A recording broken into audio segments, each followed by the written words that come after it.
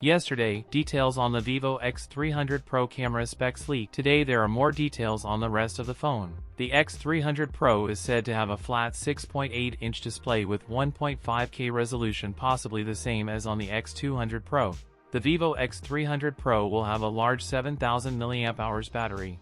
This device will allegedly get a 50MP main camera using Sony's Leica LYT-828 paired with a 50MP ultrawide and a 200MP periscope telephoto using a 1/1.4 type sensor. The telephoto camera will reportedly get a new coating technology that will alleviate lens flare. The X300 Pro will be powered by MediaTek's Dimensity 9500. The X200 Pro launched back in October, and the X300 Pro may be unveiled around the same time, or perhaps even earlier, as the Dimensity 9500 chipset could be announced in September. That's it for today's video. If you enjoyed it, don't forget to like, comment, and subscribe for more content. Thanks for watching, and I'll see you in the next one.